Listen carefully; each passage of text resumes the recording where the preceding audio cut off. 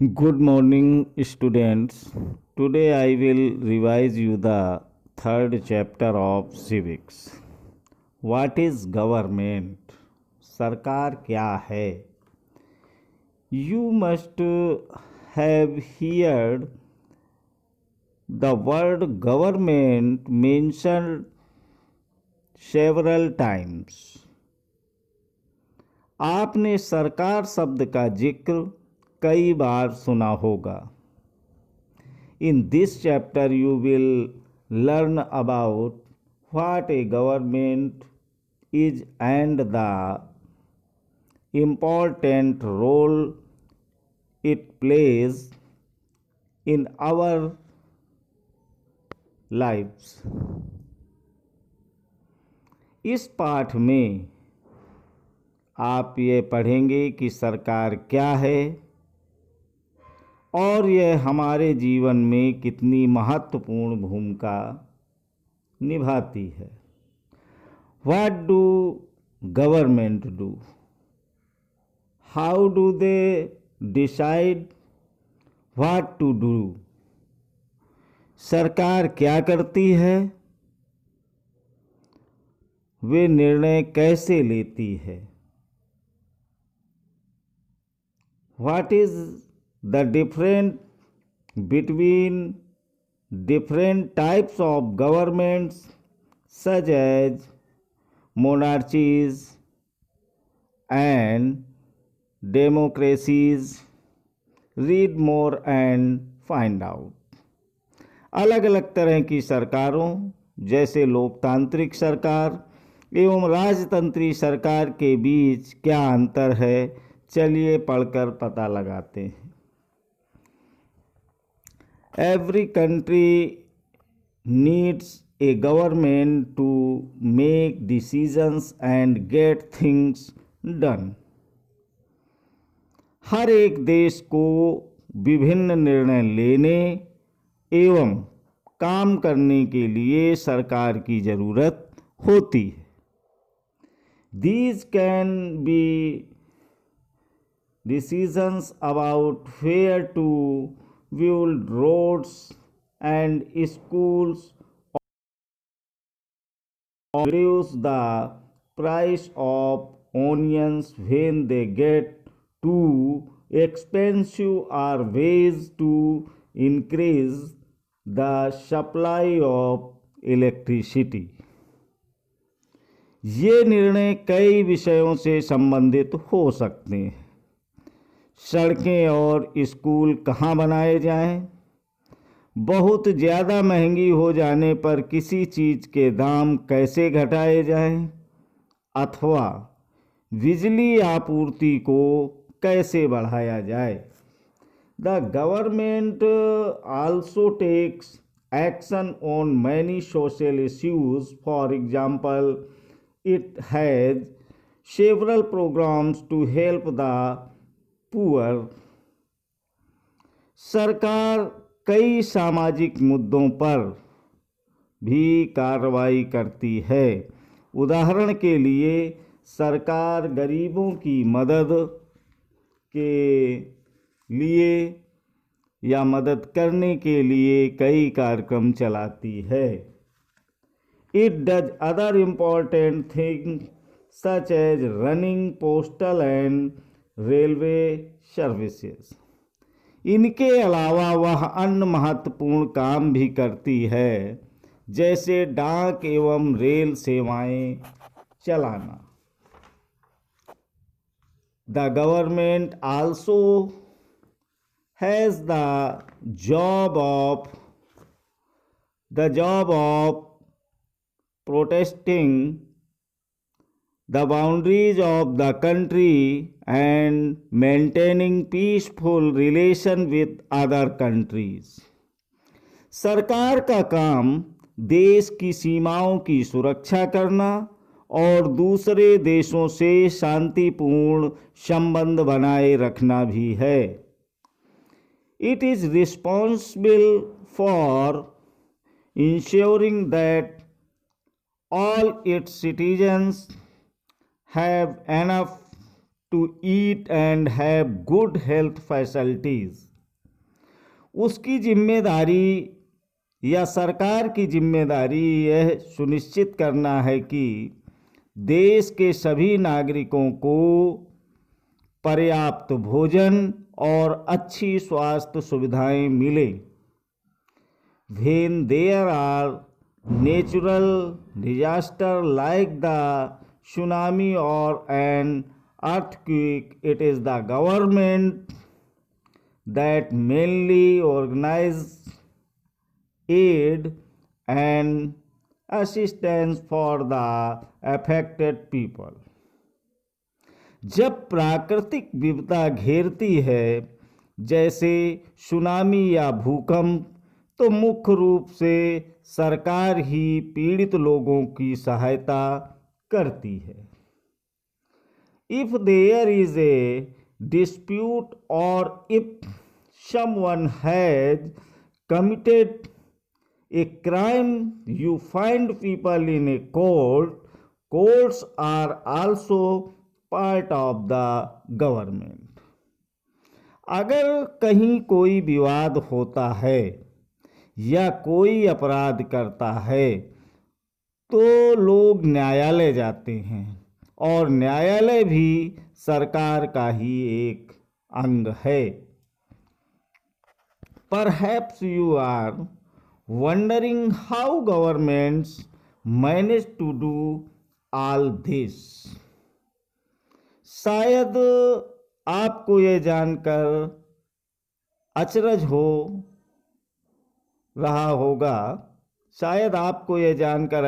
रहा होगा कि सरकार इतना सब कुछ कैसे कर पाती है, and why it is necessary for them to do so, और सरकार के लिए इन कामों को करना क्यों जरूरी है।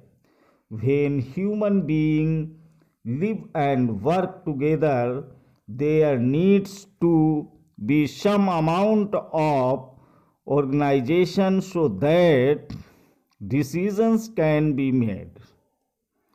जब लोग इकट्ठे रहते हैं और काम करते हैं तो कुछ हद तक एक व्यवस्था की जरूरत होती है जिससे आवश्यक निर्णय लिए जा सकें। Some rules have to be made that apply to everyone. कुछ नियमों की जरूरत होती है जो सब पर लागू हों। For example, there is a need to control resources and protect the territory of a country. उदाहरण के लिए संसाधनों के नियंत्रण और देश की सीमा की सुरक्षा की जरूरत होती है ताकि लोग सुरक्षित महसूस कर सकें। So people can feel secure. Governments do this on behalf of their people by exercising leadership, taking decisions and implementing these among all the people living in their territory. लोगों के लिए सरकार कई तरह के काम करती है। वह नियम बनाती है, निर्णय लेती है और अपनी सीमा में रहने वाले लोगों पर उन्हें लागू करती है। लेवल ऑफ गवर्नमेंट, सरकार के प्रकार। Now that you know that the government is responsible for so many different things, can you think of how it managed to do all these? अब आपको यह पता लगाना है कि सरकार कितनी सारी अलग अलग चीज़ों के लिए जिम्मेदार है। तो क्या आप सोच सकते हैं कि सरकार ये सारे इंतजाम कैसे करती होगी। The government works at different levels at the local level, at the level of the state and at the national level. दरअसल सरकार अलग अलग स्तरों पर काम करती है, स्थानीय स्तर पर, राज्य के स्तर पर एवं राष्ट्रीय स्तर पर. The local level means in your village, town और locality. The state level would mean that which covers an entire state like Haryana or Assam, and the national level relates to the entire country. स्थानीय स्तर पर, सरकार के स्तर पर, स्थानीय स्तर पर, राज्य के स्तर पर एवं राष्ट्रीय स्तर पर. स्थानीय स्तर का मतलब अपने गांव, शहर या मोहल्ले से है. राज्य स्तर का मतलब है जो पूरे राज्य को ध्यान में रखे, जैसे हरियाणा या असम की सरकार पूरे राज्य में काम करती है. राष्ट्रीय स्तर की सरकार का संबंध पूरे देश से होता है. Later in this book, you will read about how local level government functions, and when you go into the next few classes, you will learn about how governments function at the state and central levels. इस किताब में आप आगे चलकर पढ़ेंगे कि स्थानीय सरकार कैसे काम करती है और आगे की कक्षाओं में राज्य एवं राष्ट्रीय स्तर पर सरकार के कामों के बारे में जानेंगी. Law and the government. कानून, सरकार एवं कानून. The government makes laws and everyone who lives in the country has to follow these. सरकार कानून बनाती है और देश में रहने वाले सभी लोगों को वे कानून मान्य होते हैं. This is the only way governments can function. केवल यही वह तरीका है जिससे सरकार काम कर सकती है. Just like the government has the power to make decisions, similarly it has the power to enforce its decisions. सरकार के पास जैसे कानून बनाने की ताकत होती है, वैसे ही यह ताकत भी होती है कि लोगों को कानून मानने के लिए बाध्य करे. For example, there is a law that says that all person driving a motor vehicle must have a license. उदाहरण के लिए एक कानून है कि गाड़ी चलाने वाले के पास लाइसेंस होना चाहिए.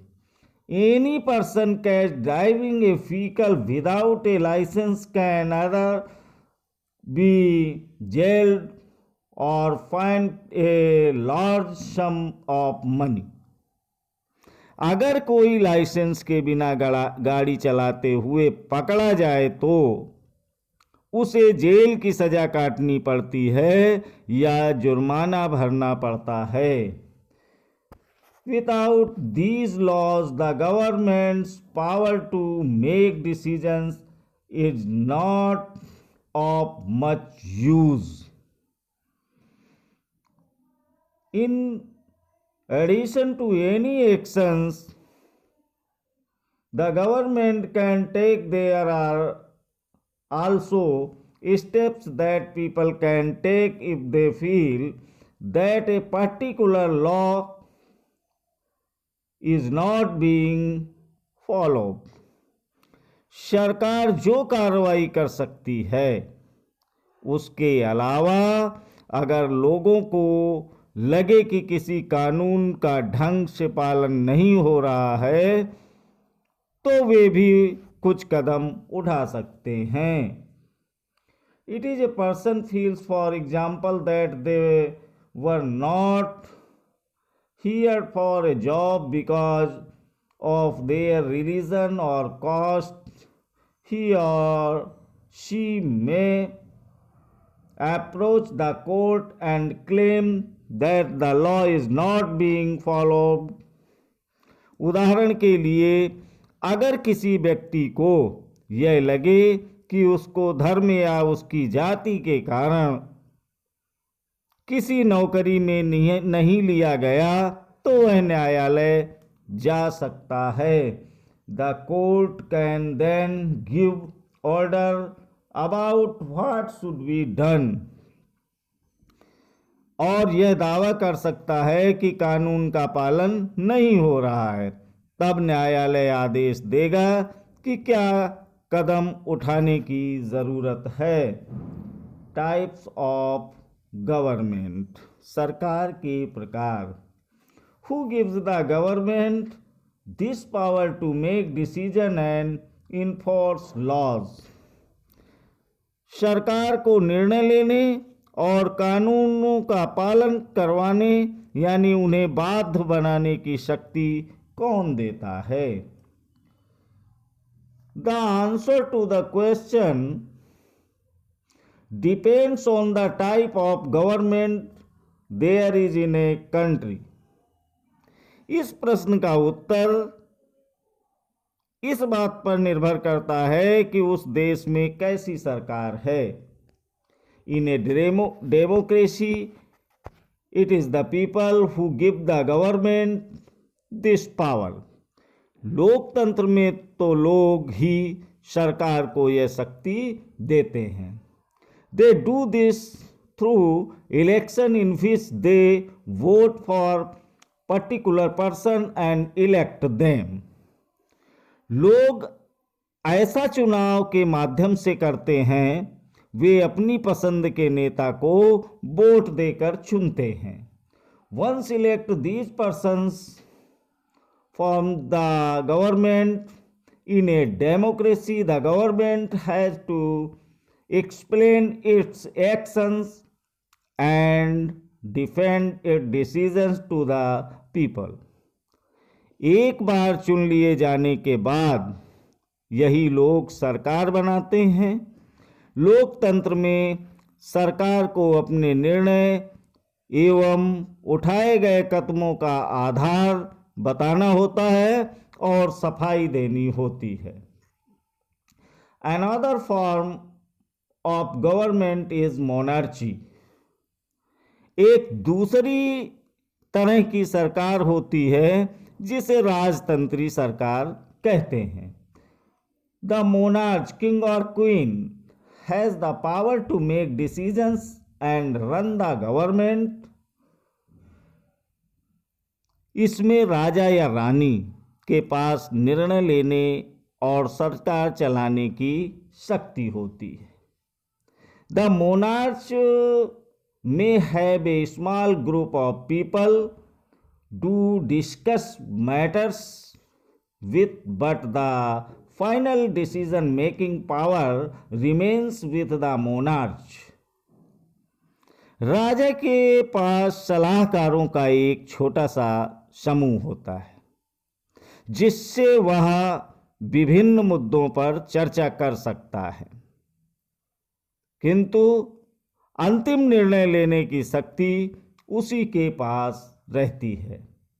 Unlike in a democracy, kings and queens do not have to explain their actions or defend the decisions they take. लोकतंत्र के समान राजतंत्र में राजा या रानी को अपने निर्णय के आधार नहीं बताने पड़ते और न ही अपने निर्णयों की सफाई देनी पड़ती है।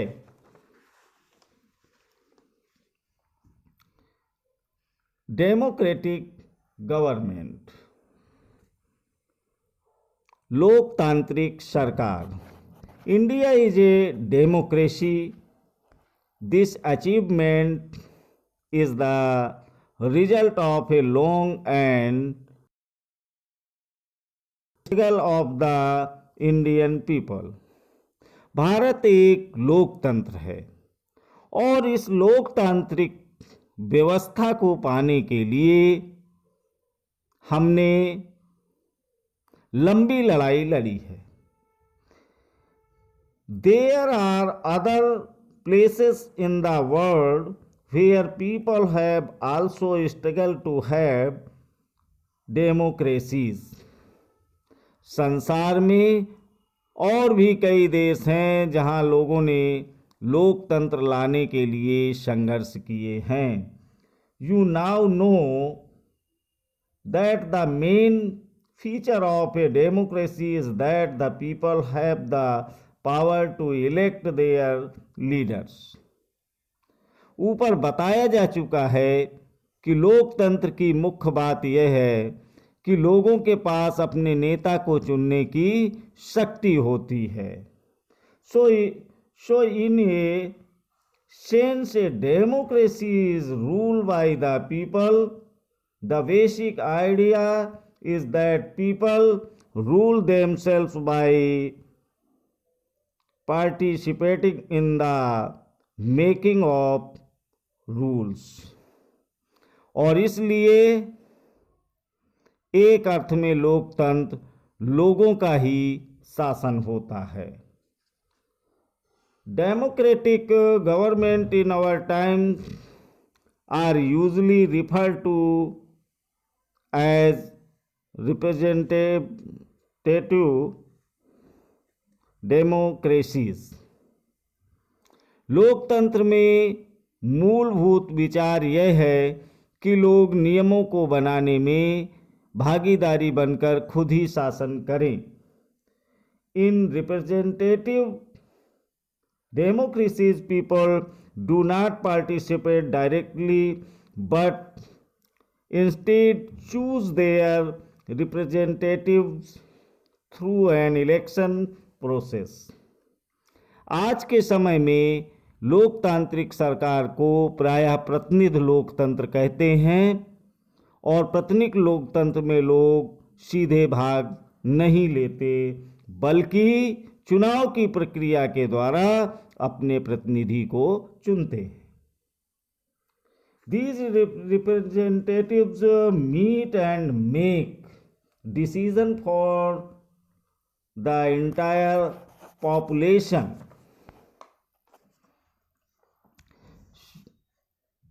ये प्रतिनिधि मिलकर सारी जनता के लिए निर्णय लेते हैं. These days a government cannot call itself democratic unless it allows what is known as universal adult franchise. आजकल कोई भी सरकार अपने आप को तब तक लोकतांत्रिक नहीं कह सकती जब तक वह देश के सभी वयस्क नागरिकों को वोट देने का अधिकार न दे दे. This means that all adults in the country are allowed to vote. But it was not always like this. Can you believe that there was a time when governments did not allow women and the poor to participate in elections? लेकिन हमेशा ऐसा नहीं था. क्या आप विश्वास कर सकती हैं कि एक समय ऐसा था जब लोकतांत्रिक सरकारें औरतों और गरीबों को चुनाव में भाग नहीं लेने देती थीं. In their earliest forms, governments allowed only men who owned property and were educated to vote. अपने शुरुआती दौर में सरकारें केवल उन्हीं पुरुषों को वोट देने देती थीं जो पढ़े लिखे थे और जिनके पास अपनी संपत्ति होती थी. This meant that women, the poor, the propertyless and the uneducated were not allowed to vote. इसका मतलब था कि औरतों, गरीबों और अशिक्षितों को वोट देने का अधिकार नहीं था। The country was governed by the rules and regulations that these few main made. ऐसी स्थिति में देश उन्हीं नियमों के सहारे चलते थे जो ये गिने चुने पुरुष बनाते थे। In India before independence only A small minority was allowed to vote, and they therefore came together to determine the fate of the majority. आज